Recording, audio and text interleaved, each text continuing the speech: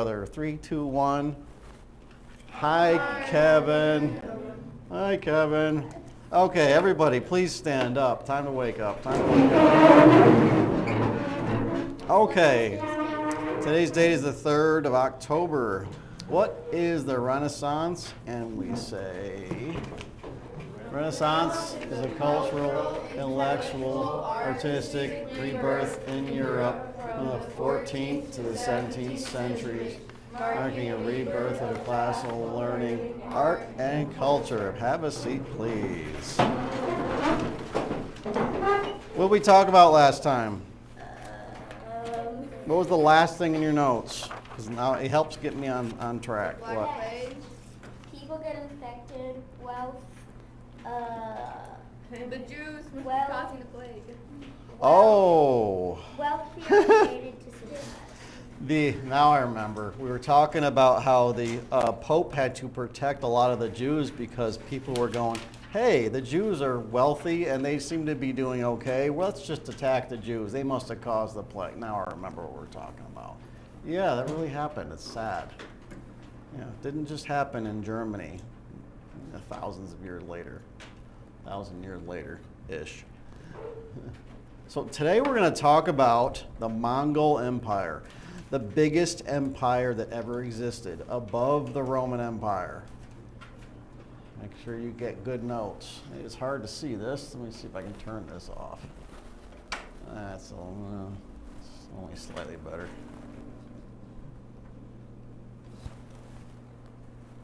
Mongol Empire, and there's the dates that you probably should know. The largest empire in history. Anyone tells you the Roman Empire was, they don't know their history.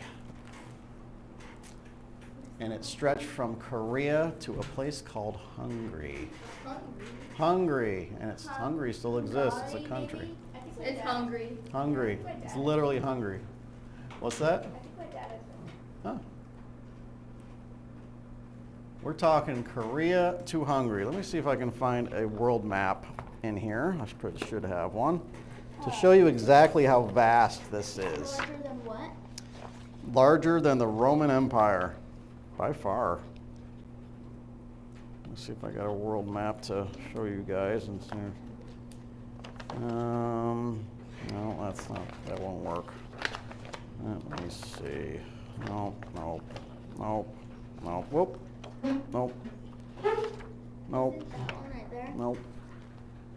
I guess I could do that. Okay, if you guys can see that map behind me, we're talking from Korea. There's Korea right here.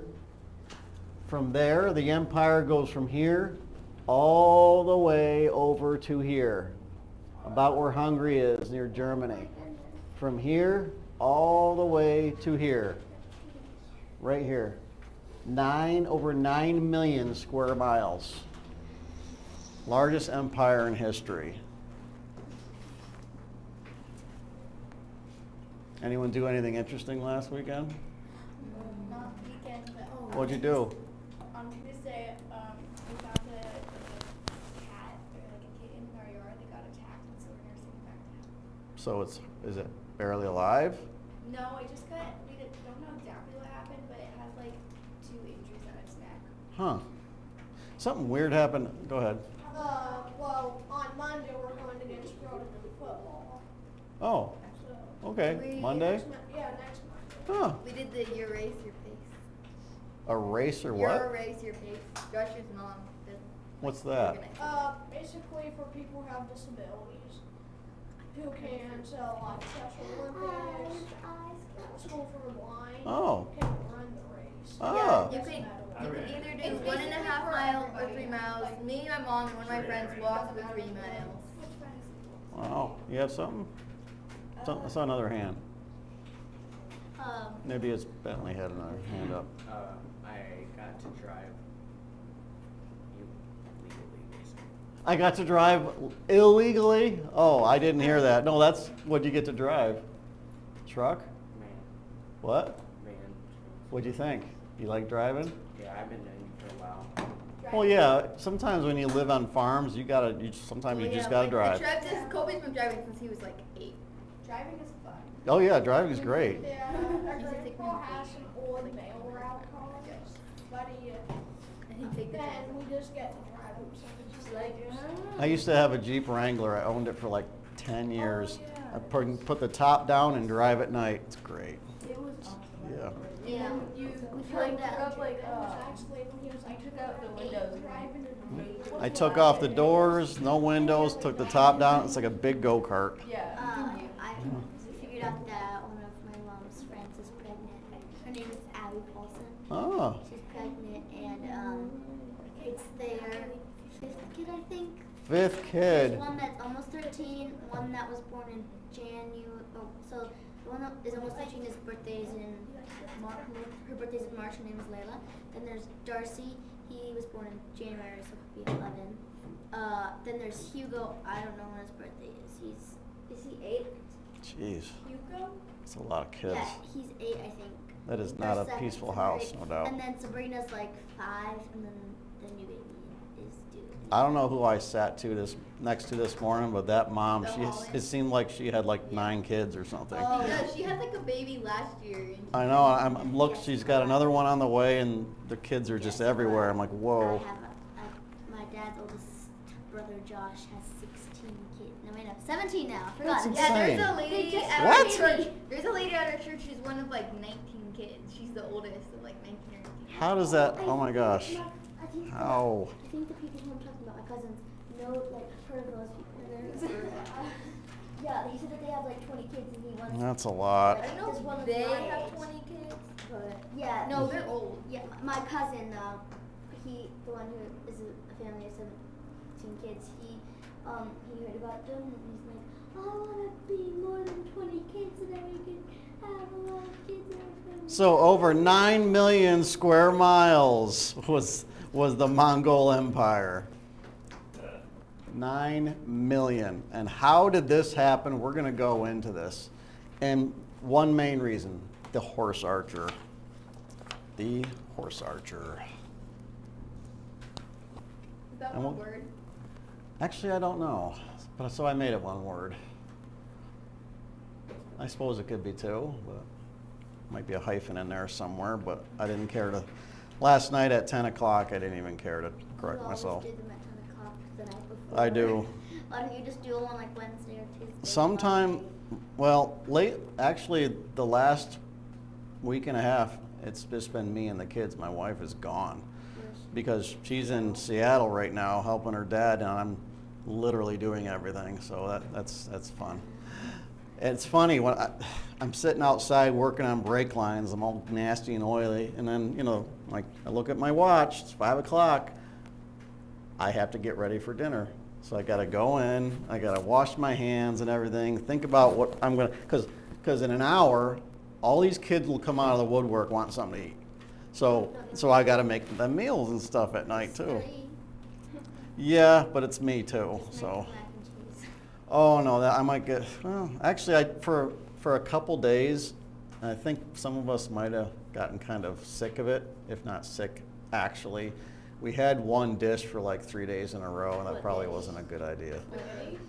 I had the spaghetti for 3 days. Okay. But the kids had rice and vegetables and chicken for at least 2 days in a row. And then one morning, kids were like, I'm not feeling very good. I'm like, okay, let's change the diet up a little bit. But it's funny how much you forget you got to do when you're on your own. They feed themselves for breakfast. I don't have to. Go to the store and buy donuts. I don't. No, we don't do that. Oh my gosh. Donut is not a breakfast. Just to be clear, that is a dessert.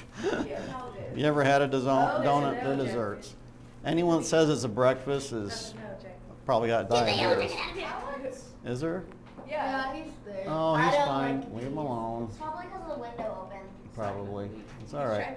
So we're going to talk about the leader, the original leader of the Mongol Empire, and here he is. Genghis Khan. Yeah, maybe. Well, it's a very famous name. They think they just found his gravesite, which was top secret information until very recently. Yeah, did you hear what they did? They had a lot of soldiers to go to a funeral, and fine. Then, like, secret spies or something came in to kill them, then they killed themselves, so nobody knew where Genghis Khan was. That's exactly what happened. You're going to build this tomb, you're going to go to the funeral, and we're going to throw you in with him. Something like that happened. But they still don't know exactly where he is. We have an idea where he is, but that's it. It was top secret information because he's buried with all this booty and stuff. But he's the one that started this empire. And this is one of the things he said. In the space of 7 years, I have succeeded in uniting the whole world into one empire. The whole world into one empire. When he's talking about then is he had dominion over everything north of China in a very short amount of time. And China's pretty big. China's very big. To this day, China's big.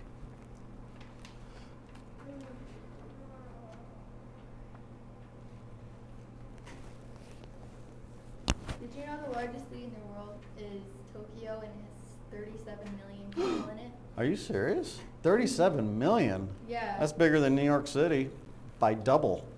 London is like the 30th and it has like 1 million people in it. London? Yeah. Wow. London's big.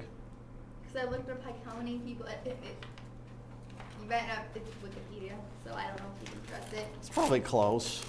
But Yeah, New York City's 19 million. I looked that up recently. 19 million people in that little spot. It's crazy. Okay. We're going to talk about how this happened and how it happened so fast. From those two dates right there, he consolidated his power and he was able to move outward very, very quickly. Everyone's scared to death of that bee. He's all right. He won't. If he lands on you, then we'll have to kill it. But not on me. oh, if you guys find any big fat bumblebees that are dead, get them to me because I want to make a bee display. Well, the reason I don't like bees is because I got stung by a wasp 3 times in a day in a row. Oh, they'll hit you like pow pow pow. They will hit Yeah, you. it hit me like here, and grazed me here. I Ugh. think my mom is allergic to bees, so is my grandma. Oh, So I might be allergic well, to wasps. you swell up like a beach ball. Probably.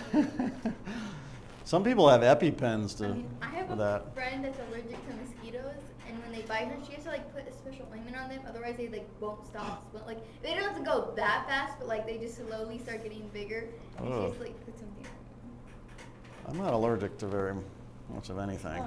My aunt Lucky. Aunt Mandy is allergic to mosquitoes. Did you know that? No. Oh. Well, everybody wants to be allergic to mosquitoes, because who wouldn't like being allergic to mosquitoes? It'd be terrible to be allergic to. Yeah. No, it would be awesome, because then you would say, oh, I can't go outside. 'cause it's No way. No, you'd want to go outside. I can't. I have to play video games because if I go out there, I'll die. Yeah, I can hear that conversation right now. Yeah, she would not like being at our house because we have a slew full of mosquitoes. A slew? Oh, this. See I our bet. house. Full of mosquitoes. We have 3 bug zappers, and I still haven't gotten down the population.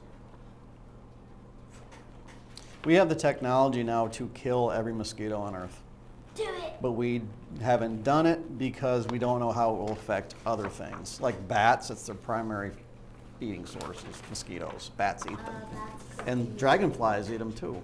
Yeah, bats could just eat the dragonflies, and the dragonflies could just eat. I don't care about the bats because we do. Well, on Omaha Zoo, they had kids go to spend the night there at the Omaha Zoo. Beautiful place. I've been there. You go through an aquarium and sharks are swimming above you. It's That's like a neat. tunnel. And you see the sharks and you see hippos and everything. It's very fun. I've been there, but I haven't seen that part. Then they had the bats area. Actually, the bats started biting people in their sleep. So Ew. everyone was getting tetanus shots. That's funny. Everyone was getting shots. So Mongol children who later become horse archers are put in the actual saddle as early as 18 months with their parents. Oh, that's But before 18 months, there's stories of children that are only a year old. They're riding upon sheep at this point, just because it gets them ready. So from a year old, the kid's on a sheep. And they're training him how to do it on a sheep. And then 18 months, you're going out with daddy and you're going to go hunt. These people are born, almost born in the saddle, almost. And that's all they know. And they're nomads. Nomads.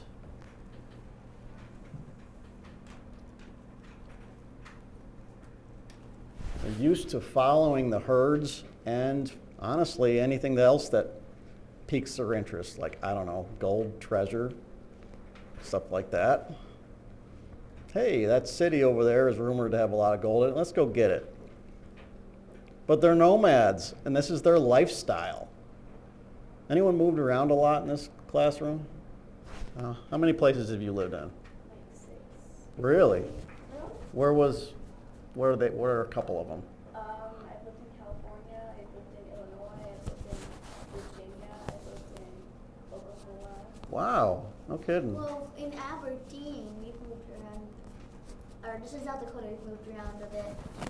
I think my parents first were in Rapid City, and then in Rapid City again in a different house, and then in a trailer house in Aberdeen, and then in our old house, and then in this house. You moved a lot. Yes. Yeah, where have you lived? Washington, stuff. Washington, New York, here, at least that I know of. I've lived in about 30 different places in my life. You could almost call me a nomad. Before the Marine Corps, I moved a lot in New York, and then the Marines, I've lived in Virginia, Texas, Kentucky, California, of course, New York, and a few others in between, and moved around in those places too. North Carolina, South Carolina, Kuwait, Iraq. I could just keep How long going. did you stay We went there? to At one time, I was moving every 2 years of my life. I almost Scotland went to too.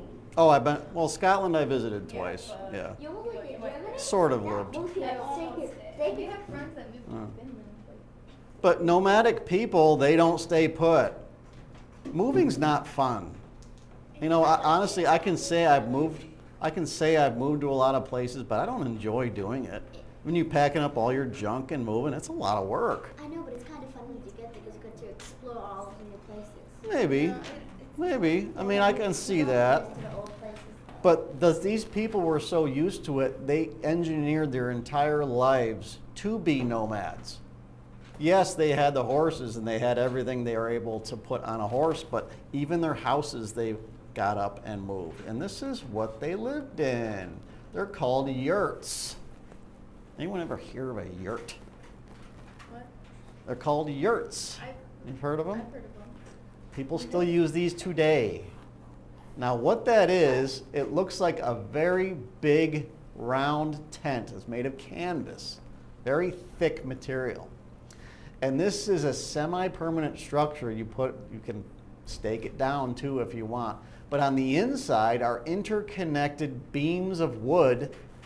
Like, anyone ever see one of those, you can buy them sometimes at novelty stores. It's like a ball and you can pull it apart and it's all these little interconnecting things and the ball gets really big like that. Yes, that's what a yurt is. They interconnect all of these beams and you push them together and they get real small. You tie it all up, you get going. And you fold up the tent and you go. And whenever you stop, you take the bundle of sticks, untie it, pull it outwards, and it becomes a giant circle. And then you put the canvas on that giant circle of beams and stake it down, you got a house. They're called yurts. You can still buy them today. In fact, a lot of people live in yurts today. They are very good structures. I've seen yurts that are built on decks that have been up for 20, 30 years and they're made of canvas. It's a tent, a thick tent, but they still work. You can have everything in a yurt if you want. You can have a bathroom, you could have a stove, anything you want.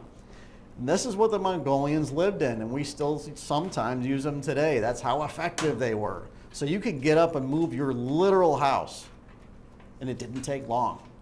And that's how they lived. And when you live like that and get used to moving, it is your norm. This is what you do. It's not like it affects you much anyway. So it's almost like a perfect storm. We got horsemen that are very good at being on horses, and you can pack up and move anytime you want, and that's just how they live. Wow, sounds like a perfect invading force. And that's basically the main reason they became great fighters. Anyone need that up longer? Anyone ever ridden a horse? Yes. You like it? Yeah, I like it. I would say horseback, but I never actually like a carriage or something. I don't trust them. Horses? Oh yeah, I know. Our friend actually that describes their horses. They've like she says like if the horse runs away, let it go so we can get it later because Really? it could hurt you more if like you try to. Yeah. Sometimes like because it's gonna get So I went on, I did a little horseback riding once, and they took one look at me, oh, you need to have this horse. I'm like, what do you mean by that? He's like, oh, he's the one that needs a good male presence. I'm like, huh? And they put me on this absolutely freaking giant dinosaur-sized horse. Ooh, I love those types of horses. Huge. I looked at the thing's butt. I mean, it's like that. And I looked at his legs. His hoofs were looked like a Clydesdale. Big old hooves and everything. I'm like, if I step right behind him, he could kill me with one kick. And I told her that. I'm like, do you realize, look at all that meat right there. Look at all that meat. That means he could kick me and I would go back 20 feet, I'd be dead. My chest would be flat. And she's like, yeah. So whenever you go behind a horse, you make sure you pet him and stuff. So you go behind a horse and go on the other side. I'm like, I ain't going back there. Are you kidding me? Yeah. That's how my great-grandpa died. See? I've heard of people getting really hurt by a horse. You ever been stepped on by a horse? My sister has. Holy. Then the thing stepped on me. And my foot went numb. Like, great, I just broke my first bone. Nope. My toe was fine. Horses, like you have to be like whoa, like you cannot be quiet because No. they will kick you. So, you know, I have a lot of, I'm not saying I don't trust them, I don't, but I do have a lot of respect for them. But something the Mongols had, did it leave? Did it leave? I think. Okay. I don't think. No, it's right there. So the Mongols had stirrups. That is the best picture I could come up with stirrups. Stirrups are extremely useful, especially in battle, because they are tied to an actual harness. You can use a stirrup to stand up in your saddle. So if you have good leg strength, good core strength, your stomach, you could push yourself up in a saddle and turn around almost all the way and shoot an arrow from almost any direction. Can you imagine that? And you're able to do that because you push down on your stirrups and you can practically stand up and do that in the saddle. Kind of. Although you have Yes, to be kind of like a very bicycle, kind of. careful because horses are like the smallest motion, like they're trained like if you like press your feet into them, it makes them go faster. Yes. So you have to be really careful. Like when I rode the horse, she says when you hold on with your legs, don't hold on with your feet. Press your knees into them instead, because if you try to hold on with your feet, you'll push into it and they'll make it go faster. Oh, I didn't know The that. issue is with horses. Yeah, I trust them to a certain extent, but I know. because some people, I don't know why, like gophers, when they make close holes, when a horse steps into it, you just be flung, and the horse's ankles break, and then you have Possible. to shoot it. Possible, You yeah. have to. Yeah. Makes you think about how horses were used. They could break a leg that fast. Yeah, then you have to shoot It's it. crazy, yeah. Then it becomes dinner. That big butts probably tastes pretty good. But yes. So yes, stirrups become very useful in battle. Basically, if you can fire an arrow at any speed, control that horse with your legs, you become very tough fighter. And no one can catch you. So they have benefits. You have, from the steppes of Mongolia, you've got small, fast horses. They're kind of short. Not like the big one they put me on. He was a Clydesdale. He could look like he could stomp you to death. The ones that came from Mongolia, much smaller, but they're very quick, very swift. They're used to being in wild, unkempt areas. And these are the horses the Mongolians preferred. But outside having stirrups, outside having small, fast horses, and good discipline, you've got composite bows. We're talking about bow and arrows now. Composite. Anyone know what composite means? Many things into one. That's basically a composite. And I'll talk to you about what composite is. I should have brought in a bow as an example, but I did not today.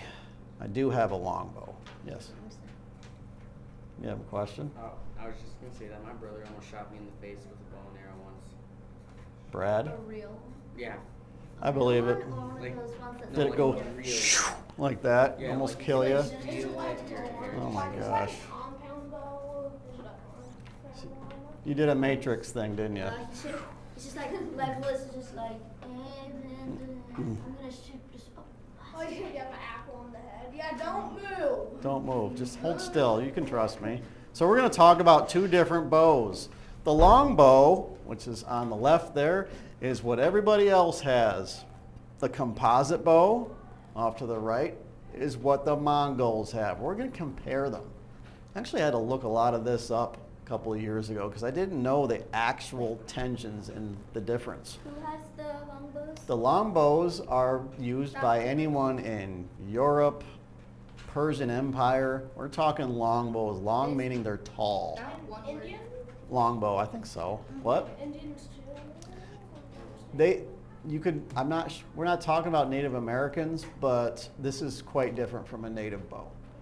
Yeah, longbows are very different from a native bow. They're extremely tall, but we're going to go into the differences and why a composite bow is superior. Here we go. First of all, the longbow is up to 6 feet tall.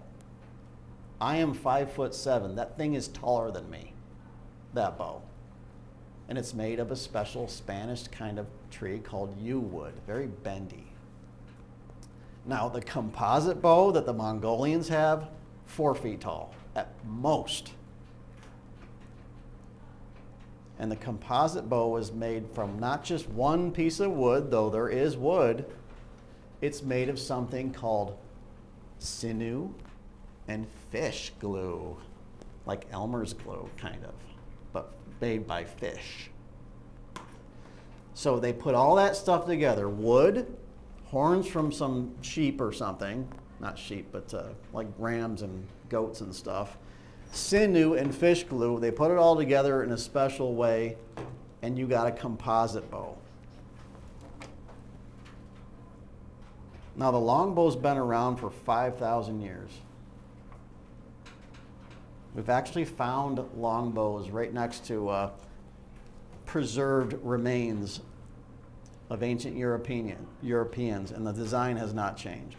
They found a guy up in the Italian Alps, I think it is Italian Alps, that was under the ice for almost 5,000 years. And right next to him was a spear, and they called him Otzi, O-T-Z-I. Right next to him was his axe, spear, arrowheads, everything. He was frozen for that long. Huh? Captain America. I've That never- was only 70 years. I've never seen that movie. He was We frozen should. by What? ice. Mm-mm. You need to see Never seen it. Captain America. Last night I saw Wonder Woman, the first one, for the first time. That was good. Yeah, Yeah, I like That was good. Yeah. We should see it. The second one was good. The composite bow takes days to create. And a clamping system, we don't know how they exactly did it to even this day, but it takes days and skill. The longbow, not so much. Takes 10 hours to make with the right piece of wood. Yeah, it's a little while. You have to have some skill, but not as much as a compound bow. Composite bow. And guess what? The Mongol bow, 180 pounds of thrust behind that arrow. Like pullback. Not that, actually the thrust behind the arrow, not the power of the pull. There is a difference. The test pound is how much poundage that arrow is going through the air, not what you actually pull. That's better than mine. 180-pound test on a composite bow that's 4 feet tall, yes. The long bow, 80. And that thing's 6 feet tall and kind of unwieldy. And the composite bow hasn't been around as long because the technology hasn't been around as long. It's only about 2,000 years old at this point in the year 1200. So you got a little itty bitty bow. It's this tall that has that much thrust, and you're on a horse and able to move in almost every direction and fire at full speed. Wow. One of the bows, the long bow, is very simple looking. See that? That's a long bow. A composite bow, I should have drew this last night, but I was tired. The composite bow looks like this. And there's a ton of tension right here. You pull back the string, and the arrow goes that way. There's a string for the longbow, and the arrow goes that way. Not too bad for drawing off a cuff. But the way it's designed puts a ton of pressure, puts a lot of pressure inside the bow. So when you release the arrow, it doesn't take an enormous amount of strength to pull, but it makes a lot more poundage go to that arrow, which means it goes farther and it hits harder. Compound bows are a revolution in technology.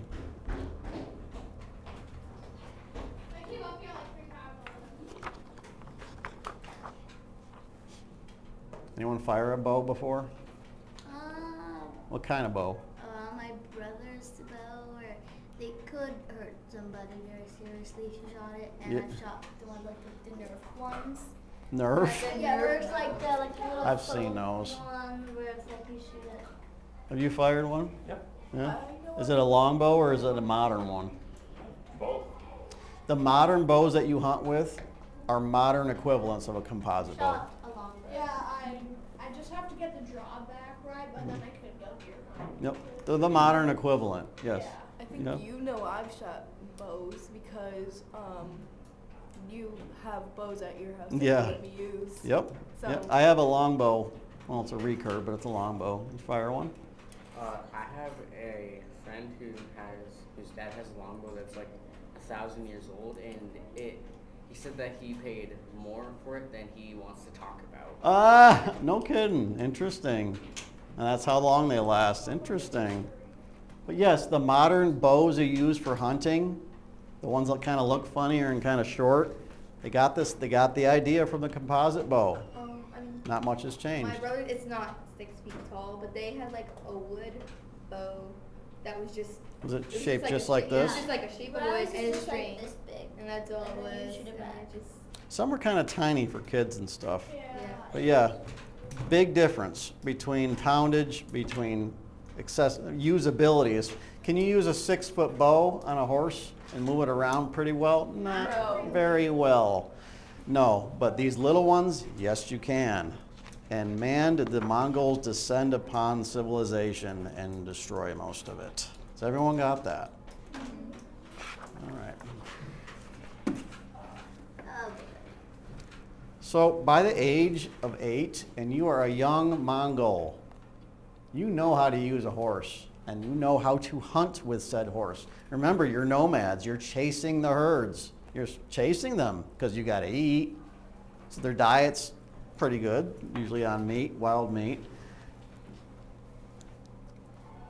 But you're sent out to go hunt for food. Guess what? The way you hunt for food is going to be the same basic way you surround an enemy and destroy him.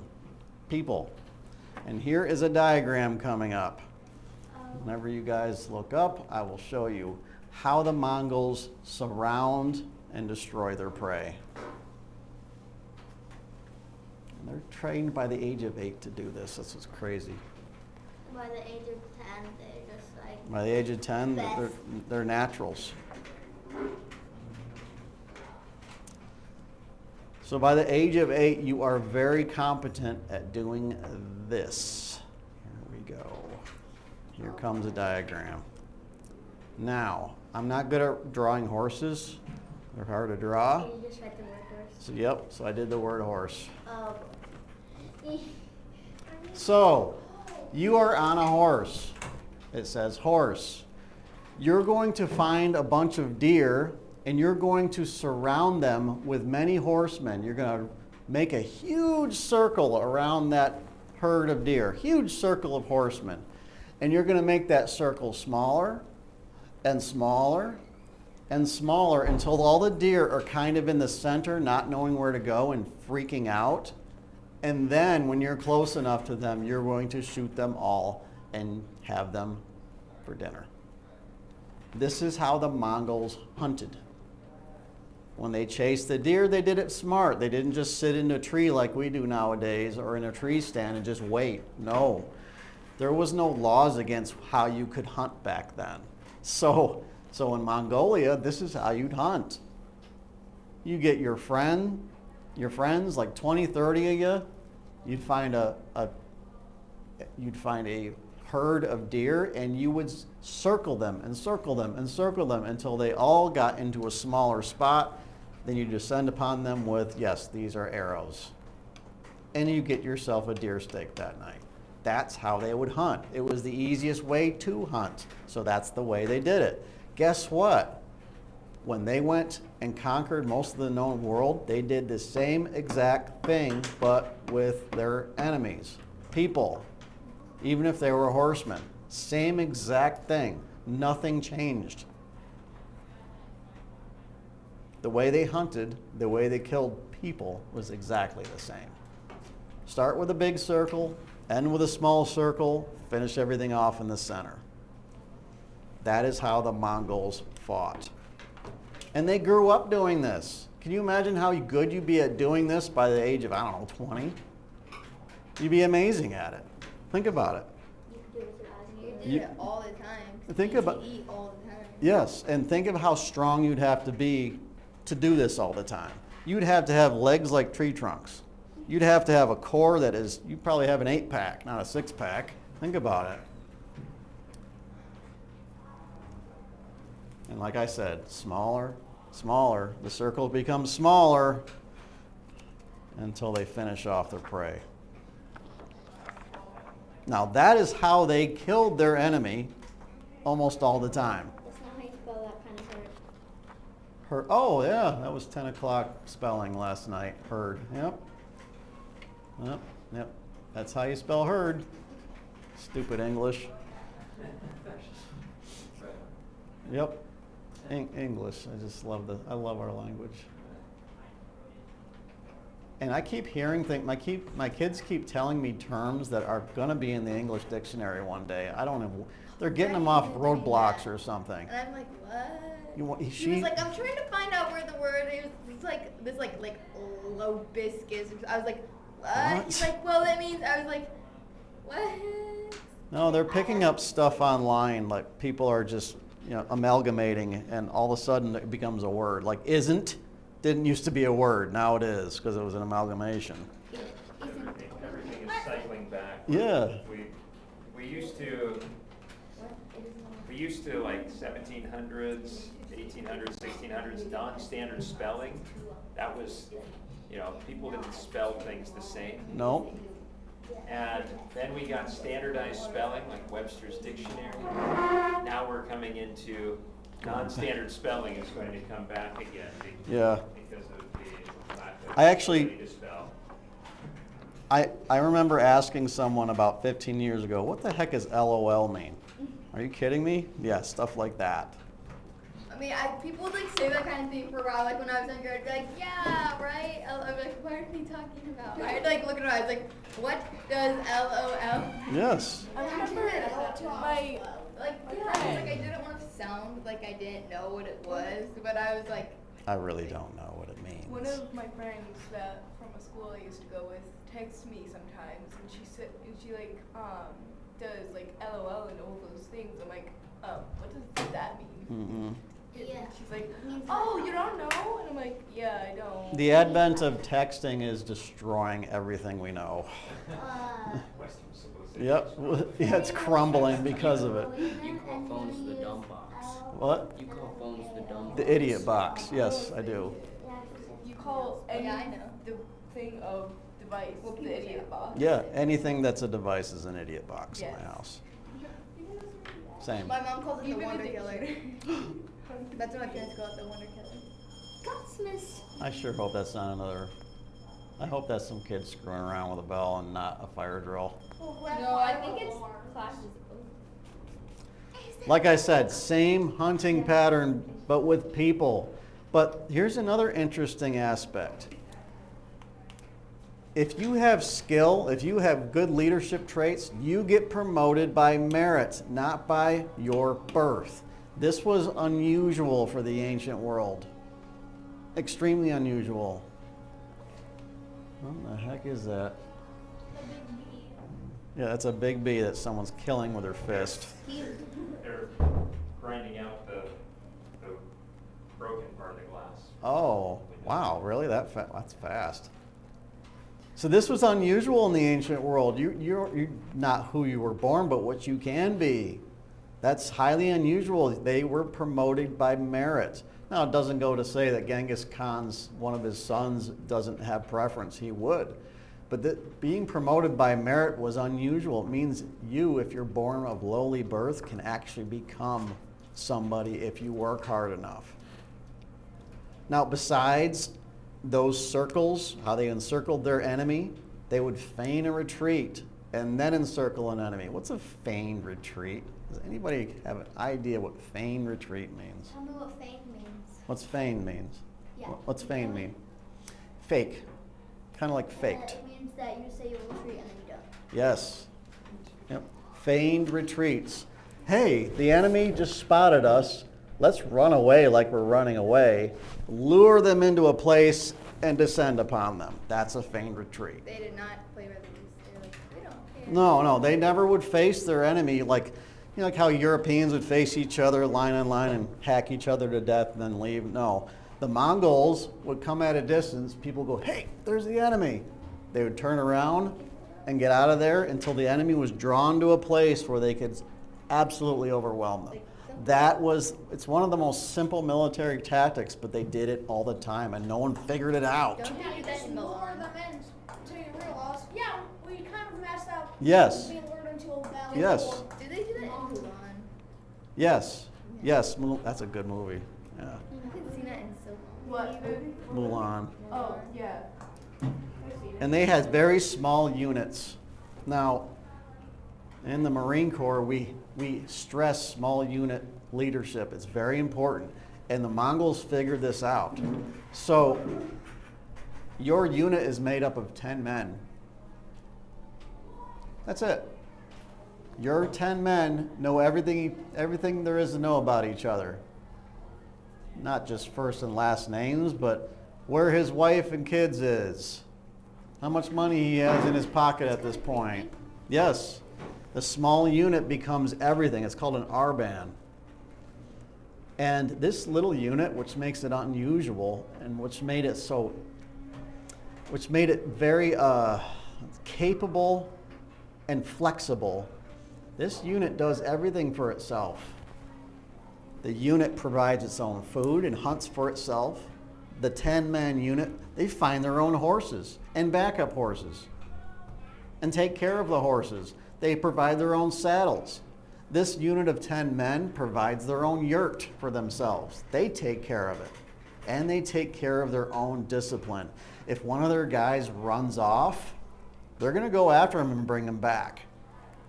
Because if the unit was anything less than 10 men and there was no battle going on, the rest of the men would be hung if they didn't find the last guy. So it was very important to keep your 10-man unit together. They did everything for themselves. And in combat and in war, they would even take slaves for themselves. They would have small little wagon trains all for themselves, wagons of everything you can imagine. Not just ammunition, not just horses, all sorts of food, and if they wanted alcohol, they could have that. They could have slaves, they could have that. Someone doing your laundry, someone working on your horse saddles, someone making your arrows. The R-band did all of it. So the Greater Army didn't have to worry about it. Interesting how that went. And it was very, very effective. We are approaching the last few minutes of class. I got started a little late, but I'm not going to hold her against it or nothing. So, does everyone understand? You gotta handle. Everyone understand basically how the R band works? They do everything for themselves, so the general doesn't have to think about it. These few things right here made them one of the deadliest fighting forces the world has ever seen. All because they just simply lived that way to begin with. Huh. Interesting.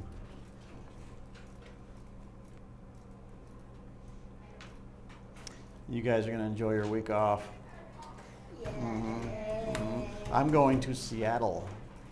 Yep, we're getting on a plane tomorrow morning to go to Seattle. I thought it was today. Nope, tomorrow morning. Does anyone have any questions for me? I don't have any homework for you, and today that will be it. We will continue next time, leaving off with this because I do have more. Thank you.